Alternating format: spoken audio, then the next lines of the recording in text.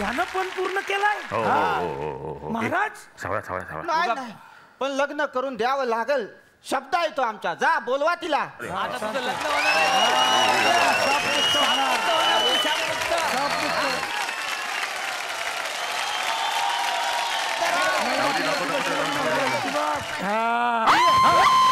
खुश झालंय, खुश झालंय.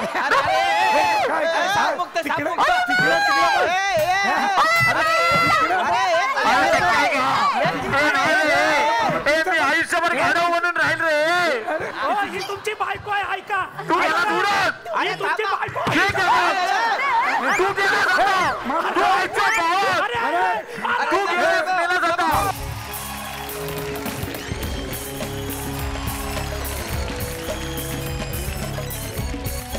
मकरंद सर तुमच्याकडे येणार आहे. आज जे तुम्ही वेगळं काम करतात नाना सरांच्या बरोबरीनं नाम फाउंडेशन हे तुम्ही सुरू केलं आणि थेट शेतकऱ्यांपर्यंत तुम्ही पोहोचताय आणि सगळ्यांना ते आवाहनही करताय की या आमच्या योजनेमध्ये लढ्यामध्ये तुम्ही सहभागी व्हा आणि सगळा महाराष्ट्र तुमच्या पाठीशी आहे. त्यामध्ये जेव्हा या शेतकऱ्यांना तुम्ही भेटलात सर, अनेक अनुभव आले असतील, त्यातले काही तुम्हाला शेअर करायला आवडतील का? खरं तर हे प्रसंगोचित आहे की नाही मला माहीत नाही, कारण आपला एकतर फार चांगला असा लाईट विनोदाचा कार्यक्रम चालला आहे.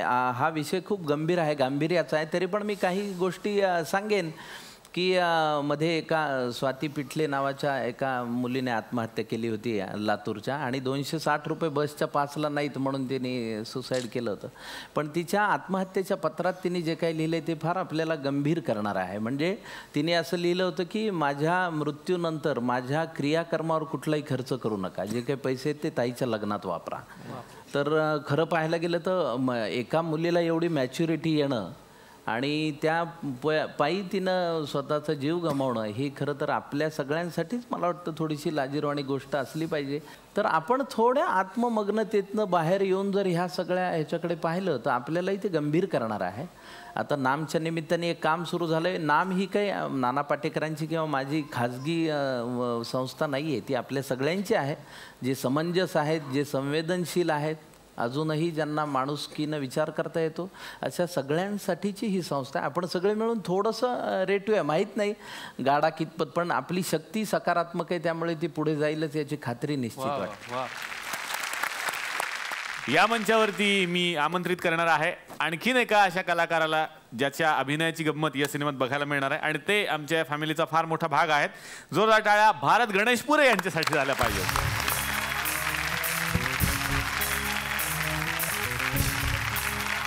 बरेच दिवस आम्ही मागे होतो की हा व्यक्ती जर या कार्यक्रमात आला तर किती आनंद होईल आम्हाला.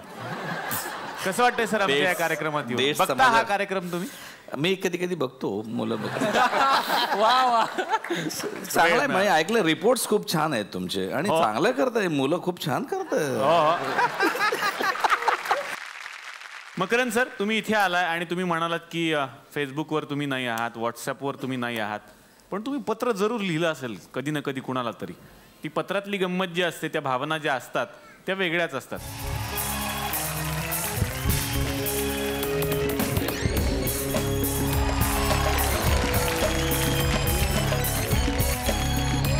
तुमच्यासाठी पत्र आलंय, वाचून दाखवतो मी.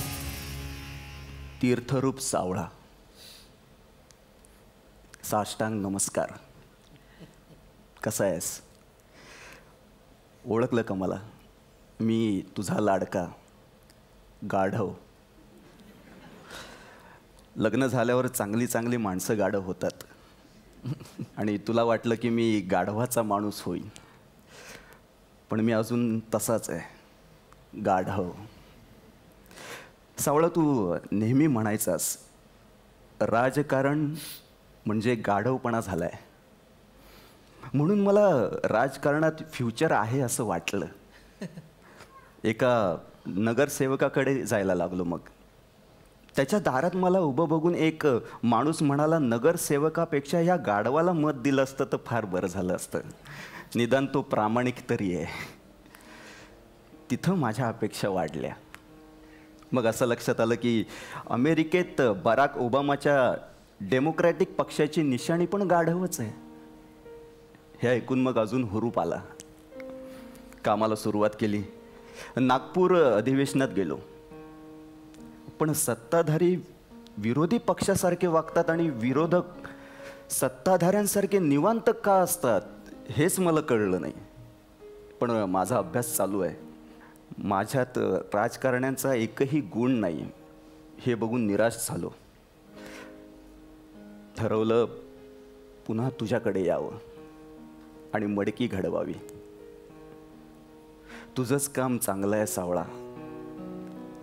माती खाण्यापेक्षा माती तुडवणं नक्कीच चांगलं.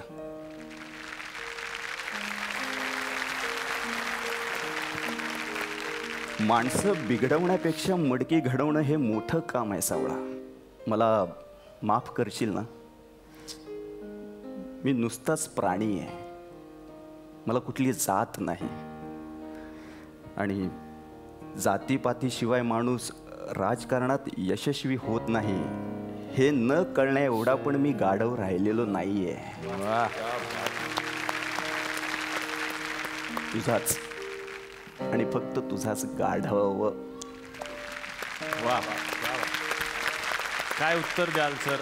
एकंदरीत राजकारणाची जी परिस्थिती आहे त्यामध्ये आमूलाग्र बदल होणं, आपण सातत्याने बोलतो की खूप सुशिक्षित माणसं या क्षेत्रात यायला पाहिजेत, थोडंसं विचार करणारी माणसं यायला पाहिजेत, की आपलं आयुष्य 70-80 वर्षच आहे हे समजणारी माणसं यायला पाहिजेत, त्यामुळे आपली भूक कमीच असली पाहिजे हे समजणारी माणसं यायला पाहिजेत. असं आपल्याला हे आकलन व्हायला पाहिजे. आपण ते सातत्याने बघतो.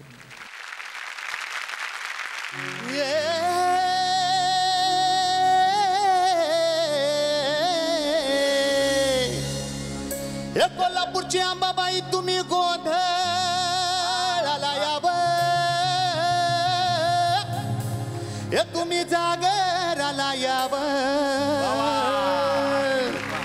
हे तुळजापूरची भवानी आई तुम्ही गोंधळाला यावं, तुम्ही जागराला यावं.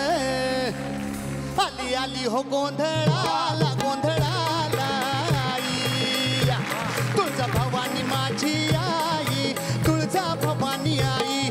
आई उधे ग तुळजाबाई, तुळजा भवानी अंबाबाई. आई उधे ग तुळजाबाई, तुळजा भवानी अंबाबाई. आली आली हो गोंधळाला गोंधळाला आई, तुळजा भवानी माझी आई, तुळजा भवानी आई. या सगळ्या पाहुण्यांना या मंचातर्फे SL विजन आणि झी मराठी यांच्यातर्फे मिळते एक छोटीशी छानशी आठवण भेट. खुशीनं गोंधळाला आली रे तुळजा भवानी माझी, भक्ताच्या नवसाला पावली रे तुळजा भवानी माझी.